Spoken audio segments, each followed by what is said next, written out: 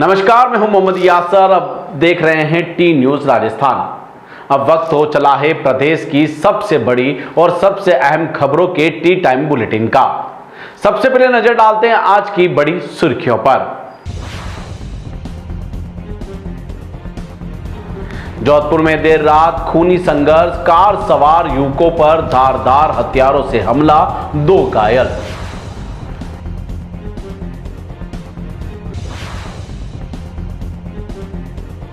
किरोड़ी मीणा के एसीबी पहुंचने पर सियासत गरमाई, खाचरियावास बोले सरकार नहीं सर्कस चल रहा है।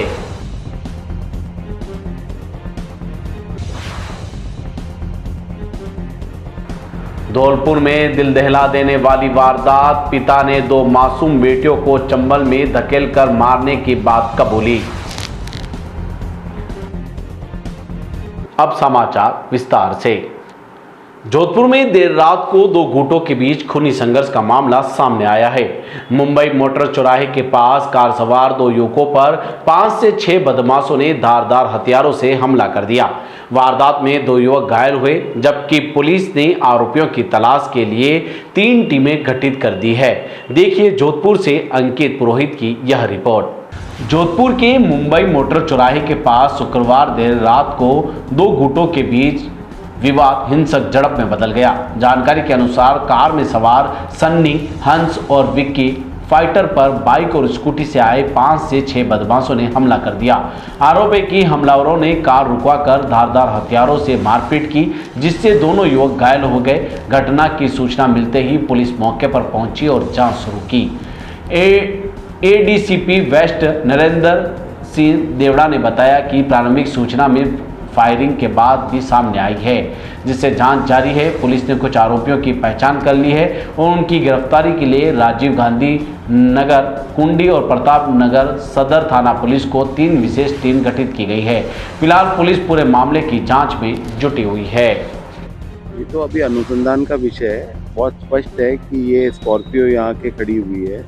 ये यहाँ पर अपना रिपेयर कर रहे थे, पीछे से कुछ बदमाश आए और उन्होंने फायरिंग की घटना घटी है और 2 लोग गंभीर घायल हैं।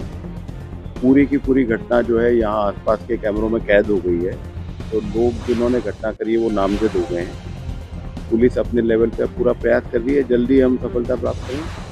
नमस्कार, मैं जोधपुर से टी न्यूज राजस्थान से अंकित पुरोहित। कल जोधपुर में शुक्रवार देर रात 10:30 बजे जोधपुर के बॉम्बे 12वीं रोड से बॉम्बे मोटर की ओर चौधरी कार डेकोरेट पर 2 कार सवार अपनी कार ठीक कराने आए। उसी समय बाइक पर और स्कूटी पर 5-6 आरोपी ने धारदार ताक लगाकर धारदार हथियार से हमला किया। पुलिस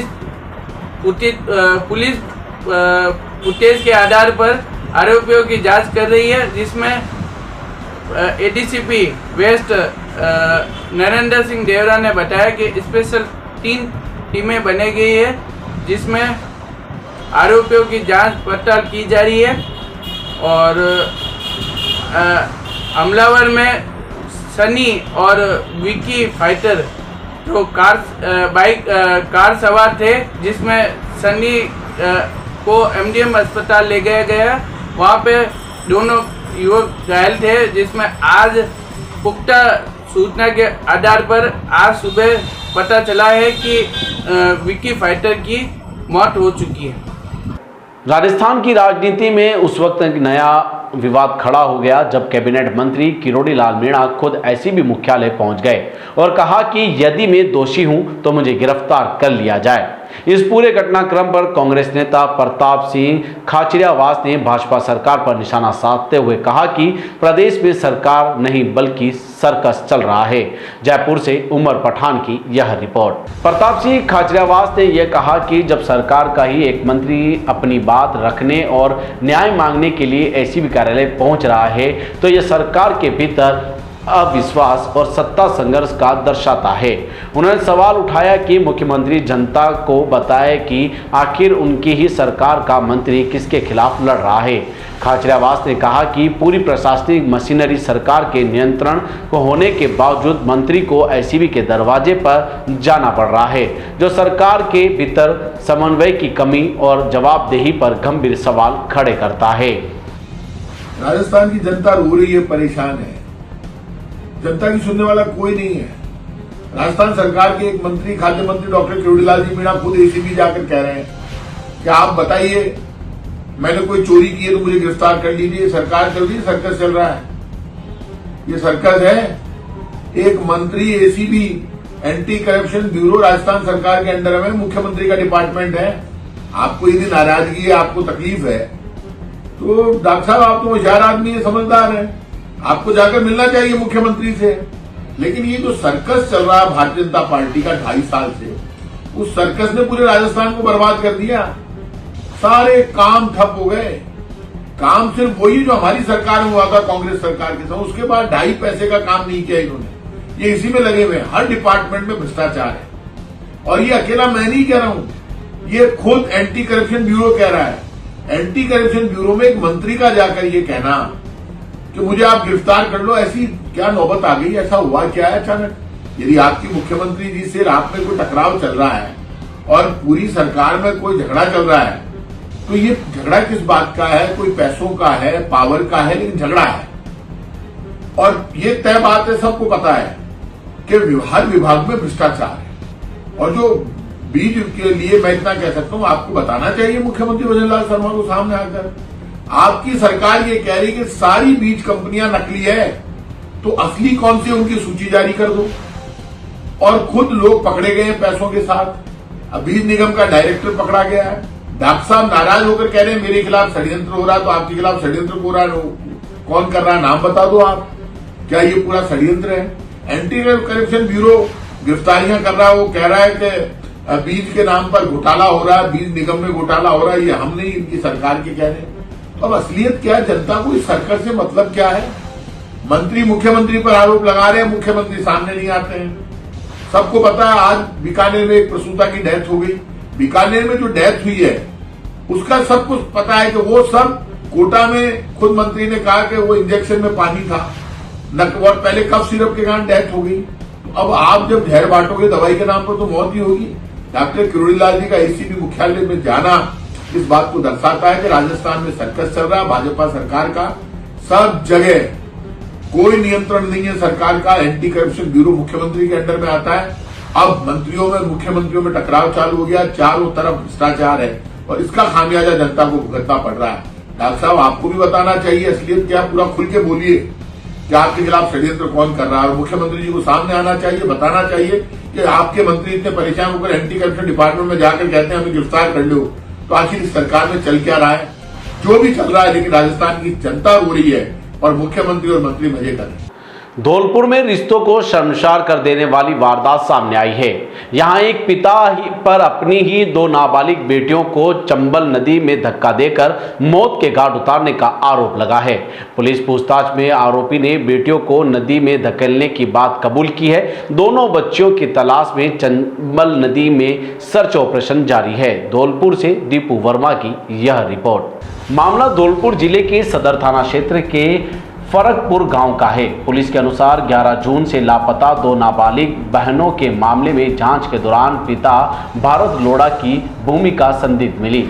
पूछताछ में आरोपी ने बताया कि वह बेटियों के कथित प्रेम प्रसंग से नाराज था। इसी वजह से वह उन्हें चंबल नदी किनारे ले गया और नदी में धक्का दे दिया। पुलिस ने आरोपी पिता और उसके बेटे को हिरासत में लेकर पूछताछ शुरू कर दी है।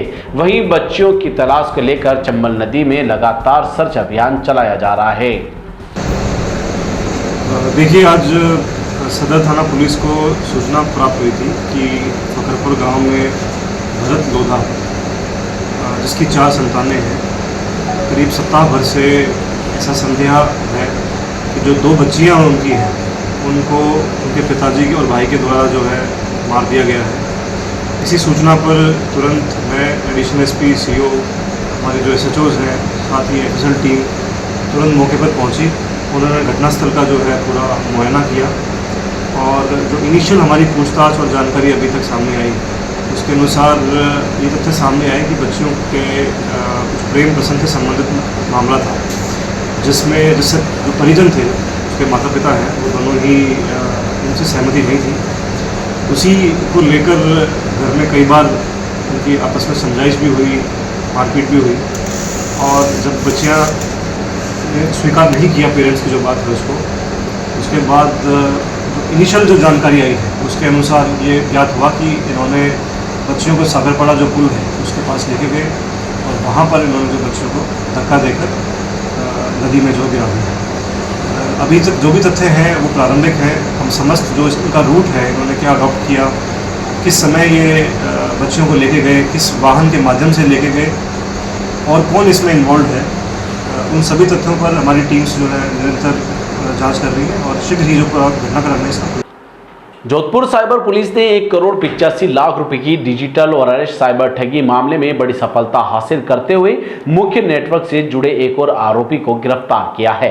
जैसलमेर से पकड़ा गया आरोपी मजदूरों और कम पढ़े लिखे लोगों के बैंक खाते किराए पर लेकर साइबर ठगी रकम को ठिकाने लगाने का काम करता था।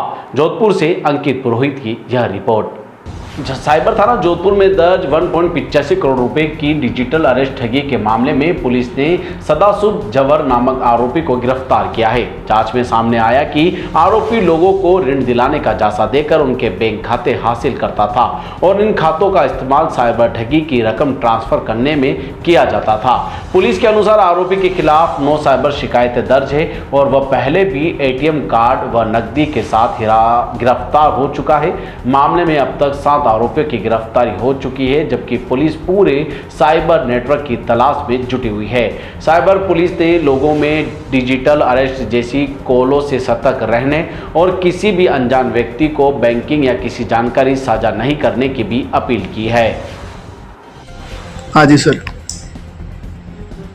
हमारे साइबर थाने में एक प्रकरण दर्ज हुआ था डिजिटल अरेस्ट का 1,85,00,000 रुपये का, जिसमें एक महिला के साथ ऑनलाइन साइबर डिजिटल अरेस्ट हुआ था, जिसमें हमने अभी तक 6 मुलजिम अरेस्ट कर रखे थे। आज हमने 7वां मुलजिम सदासुब सनोत पत्राम इसमें निवासी चाक फलूदी को अरेस्ट किया है, जो इस प्रकरण में द्वितीय लेयर का खाताधारक संचालक है, जिसके खाते में कोई 2.5 लाख रुपए गए हैं। अब तक इस प्रकरण में हमने 7 मुलजिम अरेस्ट किए हैं। टोटल 40 लाख रुपए रिकवर कर लिए गए। प्रकरण में अग्रिम अनुसंधान जारी। सर ये आम जनता को क्या संदेश देना चाहते हैं आप?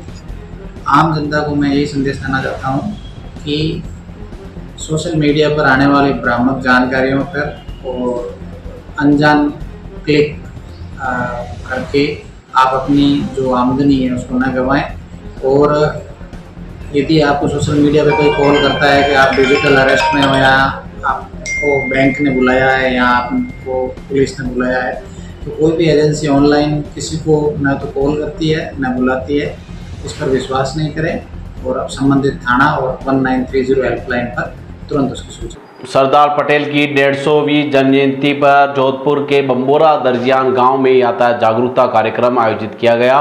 कार्यक्रम में ग्रामीणों को सड़क सुरक्षा नियमों की जानकारी दी गई। जोधपुर से अंकित पुरोहित की यह रिपोर्ट। यातायात पुलिस की ओर से आयोजित कार्यक्रमों में ग्रामीणों को हेलमेट पहनने, सीट बेल्ट लगाने, तेज गति से वाहन नहीं चलाने और यातायात नियमों की पालन करने का संदेश दिया गया। इस दौरान सड़क सुरक्षा की शपथ भी दिलाई गई और दुर्घटनाओं की कमी लाने के लिए जन सहभागिता की भी अपील की गई। मैं सड़क पर वाहन चलाने से पहले सभी सुरक्षा संबंधी बातों का ध्यान रखूंगा। मैं सड़क एवं यातायात का नियमों का हमेशा पालन करूंगा। मैं अपने एवं सड़क पर चलने वाले सभी साथियों की पाली जिले के देसुरी थाना क्षेत्र में एक दर्दनाक सड़क हादसे में बाइक सवार किसान की मौत हो गई। गाणेराव सादड़ी मार्ग पर तेज रफ्तार पिकअप ने बाइक को टक्कर मार दी। हादसे के बाद चालक वाहन सहित फरार हो गया। पुलिस मामले की जांच में जुटी हुई है। पाली से सुरेश पवार की यह रिपोर्ट। घटना गाणेराव के पास पशु चिकित्सालय के निकट हुई है, जहां जोबा निवासी मोनराम देवासी और मांगीलाल बाइक से घर लौट रहे थे। इसी दौरान सामने से आई अनियंत्रित पिकअप ने उनकी बाइक को टक्कर मार दी। हादसे में 65 वर्षीय मोडाराम की मौके पर ही मौत हो गई, जबकि मांगीलाल को मामूली चोटें आई है। सूचना पर पुलिस मौके पर पहुंची और शव को पोस्टमार्टम के लिए अस्पताल की मोर्चरी में रखवाया। फिलहाल फरार पिकअप चालक की तलाश जारी है। पाली जिले के मारवाड़ जंक्शन में कानून व्यवस्था और आमजन की सुरक्षा को मजबूत करने के लिए थाना पुलिस ने सायकालीन पैदल मार्च की शुरुआत की। थाना अधिकारी राजेंद्र कुमार खदाव ने पुलिस जाब्ते के साथ बाजार क्षेत्रों में पैदल मार्च कर लोगों और व्यापारी से संवाद किया। पाली जिले से सुरेश पवार की यह रिपोर्ट। पाली जिला पुलिस अधीक्षक मोनिका सेन के निर्देशन पर मारवाड़ जंक्शन थाना पुलिस ने सायकालीन पैदल मार्च शुरू किया गया। थाना अधिकारी राजेंद्र कुमार खदाव के नेतृत्व में निकाला मार्च सिंधी समाज मारवाड़ी बाजार, आंवला रोड और अस्पताल रोड से होकर गुजरा। इस दौरान पुलिस ने आमजन और व्यापारियों से बातचीत कर उनकी समस्या सुनी तथा कानून व्यवस्था बनाए रखने में सहयोग की अपील भी की।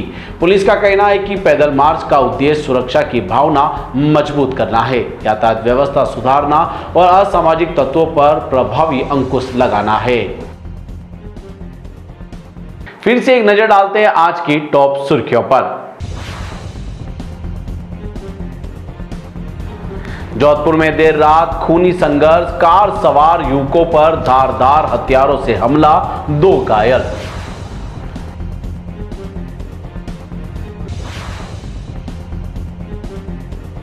किरोड़ी मीणा के एसीबी पहुंचने पर सियासत गरमाई। खाचरियावास बोले सरकार नहीं सर्कस चल रहा है।